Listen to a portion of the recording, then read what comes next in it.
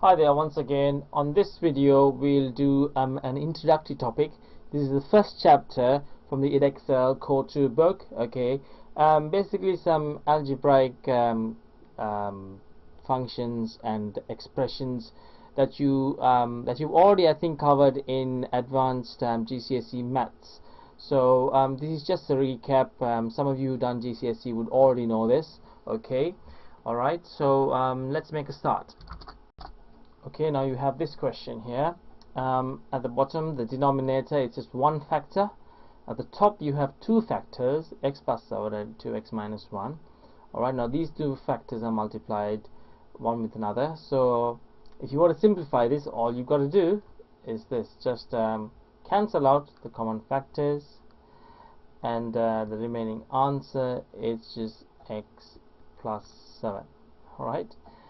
So for example, what I've basically done here is something like this. If I had 4 times 25, or let's say 20, 4 times 20, that's equal to 4 times 5 over 4. So you cancel out this 4 and 4, and you're just left with a 5. So that's a similar sort of thing that's happened here. Okay, now this time you've got two quadratic equations, so one's divided by the other. Alright, so the way to simplify this is to get the two factors of each of these quadratic equations and see whether you have any common factors that you can cancel out. Okay, so if I factorize the top one, I get x plus 1 and x plus 5. I'm not going to go through the basics of factorization. You should have already learned this in core 1. If I factorize this, it's x plus 5 and x minus 2. Alright, so that's the factorized versions of these two quadratic equations, and you can see that these two factors are common, so therefore the final answer would be x plus 1 over x minus 2. Alright.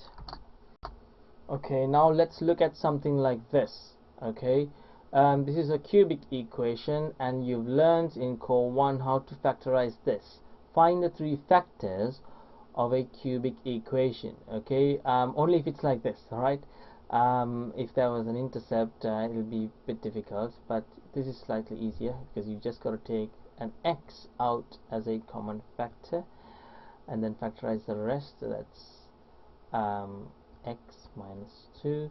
So if you factorize that, you get x as a factor, and you get x plus 2 as a factor, and x minus 1 after factorizing this. Okay, so those are the three factors of a cubic equation. Alright, now I told you that if you had an intercept here, it'll be difficult to factorize that. Okay, now let's look at an equation that does have an intercept. This cubic equation is very difficult to factorize. Okay, now the only way you'd factorize this if you already knew a factor, okay, from this cubic equation. Okay, now we do in fact know one of the factors, which is x plus 5. Alright, so I know that one factor is this. Alright, so I have to find the rest of the factors. Okay, now this is what you do. You got to pay close attention here. Alright, so I'm going to divide this by this factor. So that's my divisor, x plus 5, and I'm dividing this whole cubic equation. Alright, now how do we do this? Now this looks awfully complicated. Okay, we've got to divide this equation by this one factor. Alright, okay, so the first thing you ought to do is you got to put a number here so that it matches up with this x cubed term. Alright, put a number or a variable. Okay, so if I put x squared, in fact 6x squared, I'll get a 6x cubed. Alright, now then you put a line and then you subtract. Well, not quite. You'll have to now multiply this with this as well. Alright, and that result is plus 30x squared. Alright, now I can subtract. So this I know it will cancel out and leave me with nothing. Alright, now there's an invisible minus sign here. Alright, that's what you do in long division, remember? Okay, there's a minus sign here. You subtract this result from this. Okay, so therefore 28 minus 30 is minus 2x squared. Again, I try and satisfy this term here, and I've also got to bring this minus 7x down. Bring the minus 7x down. Alright, now I've got to satisfy this minus 2x squared. Okay, so I've got to get a minus 2x squared from this x term, so I've got to do a minus 2x. That'll give me a minus 2x squared when I multiply this with this. Okay, and then I have to multiply minus 2x with plus 5, which is minus 10. Okay, can I subtract that? Again, that cancels out. Alright, now play. Okay, that's a 10x. Sorry, I missed that out.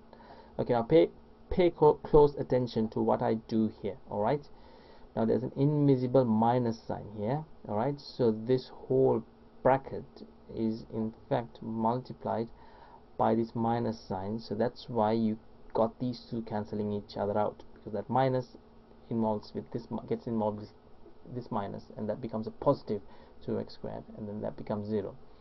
And this minus gets involved with this minus here, that becomes a positive 10x. So that's minus 7x and positive 10x, that makes positive 3x. Alright, and then now I have to satisfy this 3x, so I've got to put a positive 3 there, so that gives me a 3x. I've got to bring that 15 down as well, and yeah, that works out perfectly well.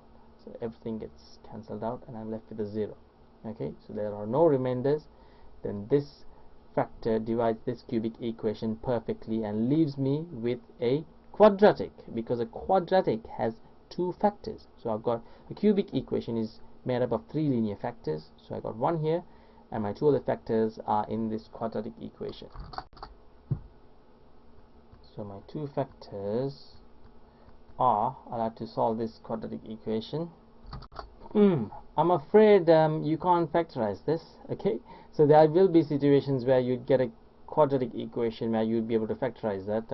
This cannot be factorized. It definitely has 2 roots, but you'll have to use some other methods like completing the square or the quadratic formula to work out the other 2 roots. Okay, anyways, I've shown you how to divide a cubic equation by a linear factor. Alright, and these are the steps that you take. Okay, we've got another cubic equation, and again we're going to divide this by a linear factor. So let's see what we get here. Alright, alright, okay, I've done the division for you. Alright, we have a remainder of minus 6. Okay, now how do we arrange this all? Okay, let's look at a simpler equivalent of this. So if I divide 15 by 2, I'll get 7 2's in 15, so I write 14 there, and I'll get a remainder 1. So how would I write that? I would say 7 wholes and a half. The remainder goes on top, and the divisor is at the bottom. Here as well, the remainder goes on top. The divisor, which is x minus 4, is at the bottom, and this is the result. Okay,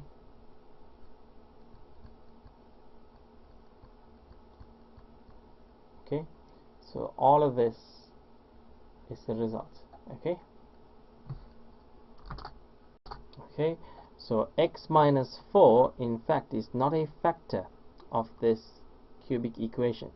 If it was a fraction, you would have got no remainder.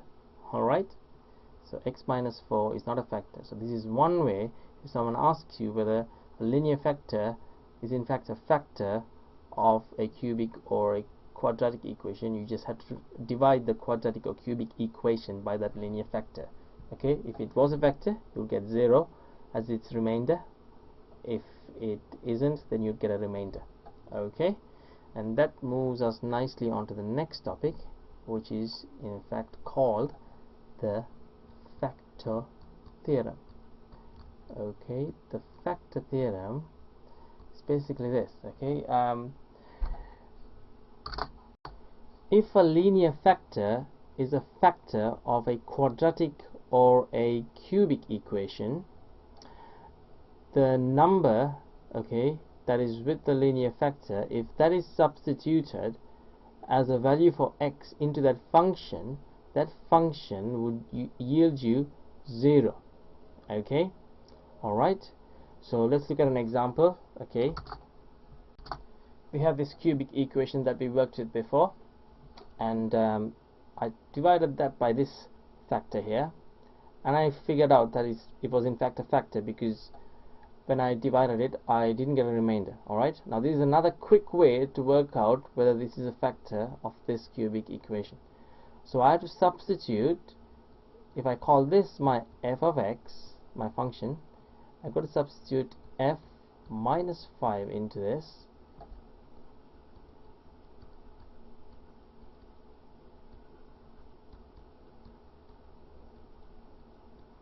and then I ought to get 0 as my result for this to be a factor. Alright,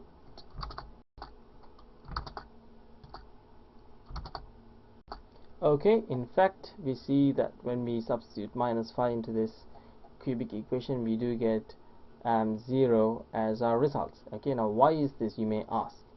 Okay, the reason is this. Okay, now if you had a cubic equation that had these three as its factors, okay, so if you were to sketch that, you would mark out these points, wouldn't you? That's your origin, and that's x equals minus 1, x equals minus 2. Okay, and the shape of the cubic graph would look something like, let me choose different color, would look something like this. Alright, okay, now this is going back to your core 1 knowledge. Alright, so at these points the y coordinates are in fact 0. Okay, so the points where it crosses the x-axis, where the y coordinates are 0, are in fact related to the factors, because they're just basically the inverse sign, not the inverse, the opposite sign of what you'd have here in a factor. Okay, that may not be always the case. If you had a factor like this, 2x plus 1, it's not minus 1 now where the graph would cross the x-axis.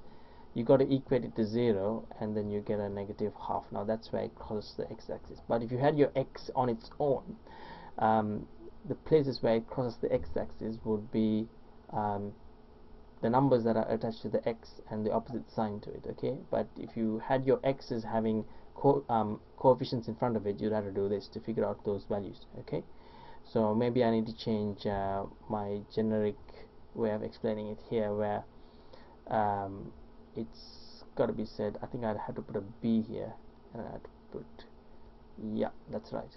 So that's what you would have to substitute for